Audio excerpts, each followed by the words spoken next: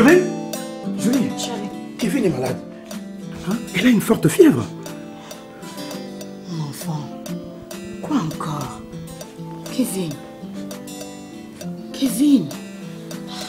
Chérie, faisons ce que maman Yvonne m'a toujours dit. Maman Yvonne? La voisine? Oui, et l'agent de santé. Ah oui, oui. Elle me dit qu'il faut toujours amener l'enfant au centre de santé le plus proche quand elle fait la fièvre.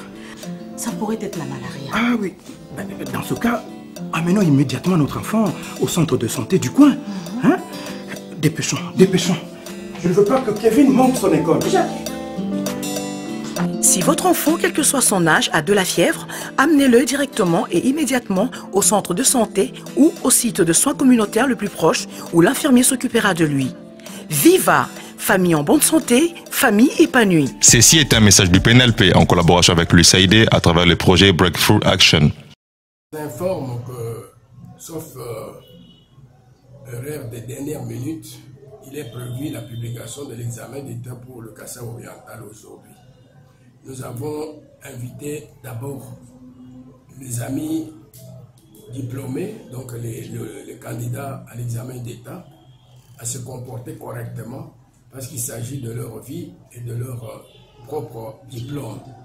Donc, nous avons estimé que les enfants devraient se comporter correctement. Ça, c'est le premier message. Aux candidats finalistes, ils doivent venir chercher leur diplôme de bonne manière. Mais très souvent, ils sont mélangés par les amis, les voyous du boulevard ici. Je vous informe que sur le boulevard, il y a un groupe de jeunes gens délaissés, délinquants, qui ont leur résidence sur le boulevard, ici dans les environs du boulevard. Et chaque fois qu'on doit donner les résultats de l'examen d'État, ils entrent dans les étudiants ou dans les élèves, ils arrachent le téléphone, ils arrachent beaucoup d'histoires aux élèves.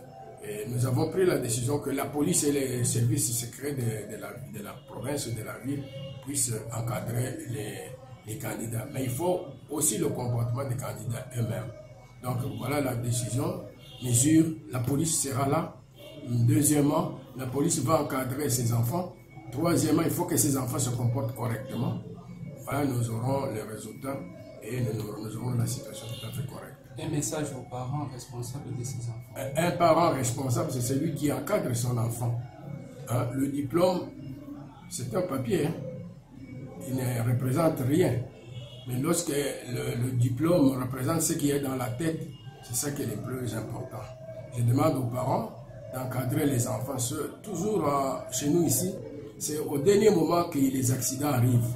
C'est au dernier moment que nous apprenons que tel finaliste a été tamponné, tel finaliste a été tapé, des choses comme ça. Alors je demande aux parents d'encadrer les enfants, qu'ils prennent les résultats de leur diplôme, qu'ils fêtent à la maison. C'est leur droit. Tout le monde, vous-même les journalistes, vous êtes passés par là, vous avez eu vos diplômes. Vous avez fêté à la maison. Aujourd'hui, si ce diplôme ne représente rien, si vous ne l'avez pas valorisé. Donc, tout ce que je peux demander aux parents, d'encadrer les enfants, qu'ils aient leur diplôme, qu'ils rentrent à la maison, qu'ils fêtent avec leurs frères et leurs sœurs. Je crois que ce serait une très bonne chose. Parce que souvent, ce n'est pas seulement au niveau des lieux où on publie les résultats, mais c'est sur toute la ville où ils vont commencer à jubiler, à fêter, avec moto, avec vélo, avec véhicule, que nous avons beaucoup, déplorons toujours les accidents qui nous arrivent. Donc je demande aux parents de bien encadrer les enfants et je demande aux enfants eux-mêmes d'être responsables de leur propre avenir. Aux chauffeurs taxi-moto, ils prennent aussi 4-5 lettres sur la moto et message à leur direction. Je crois qu'il ne reste qu'en Bujimaï où ce genre de transport est encore observé. Nos amis taxi-moto, ils ditukuja lelo pikala bo kwatole pifatu ya bana bo kabanga chibana banayi batanu basama kwa moto wakuto bambola mwana umu bamani mshindo kwenda nenda wal mwana u avenir waditungeji hadi muntu pete di bloquer di juu ya bo mikala wishi wakati ndo siku na bana batafika kati ndo siku na bana bafwa walwa masanka diplôme di bafeta to voilà chini makwambira bena moto. Monsieur le maire, l'insécurité refait surface sur la ville de Mbujimaï. Au niveau de la mairie, est-ce qu'il y a des dispositions qui ont été prises pour barrer la route à ces gens qui dérangent la paisible. Mais chez les journalistes, c'est la plus grande préoccupation de l'autorité territoriale, c'est d'assurer la sécurité des biens et des personnes et de leurs biens. Donc en ce qui concerne la ville de Mbuji-Mayi, tous les jours qui passent, nous prenons des précautions. Nous déployons des patrouilles à travers les différents quartiers. Mais le voleur, ça reste un voleur, il déjoue aussi ce que nous faisons.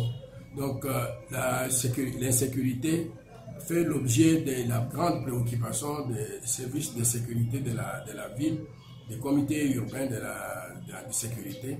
Nous nous préoccupons beaucoup régulièrement. Si vous avez appris ces derniers temps, ils ont tenté de voler et des motos et des gens. Ils ont les volontés de jouer par les services de sécurité. Donc c'est une grande préoccupation pour nous.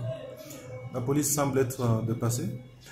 Et qu'est-ce que vous dites à la population par rapport à cette situation qui revient avec autant de force? Mais la première, vous avez dit, la police semble être dépassée, je ne dirais pas. Le voleur, c'est un homme, et le policier, c'est un autre. Le voleur, c'est comme quelqu'un qui sait ce qu'il fait et qui cherche ce qu'il veut. Donc, il déjoue parfois la présence de la police. Et tout ce que j'ai demandé à la population, je continue à demander, c'est que nous puissions à des heures empêcher qu'il y ait de vol. Donc l'autodéfense dans le quartier, pas pour tuer, mais lorsque nous sommes dehors en brigade d'autoprotection, nous pouvons empêcher les voleurs d'opérer dans les quartiers. Donc comme nous avons des ravins, nous avons de l'obscurité, qui sont de deux éléments qui favorisent le vol dans notre ville, donc nous pouvons nous-mêmes comme habitants de cette ville, nous prendre en charge, c'est-à-dire essayer de rester le plus longtemps dehors, parce que le temps d'opération des policiers et des voleurs, c'est toujours vers 22h jusqu'à 3h du matin. Si nous pouvons même créer entre nous des groupes qui veillent pendant ces heures-là, je crois que nous n'aurons pas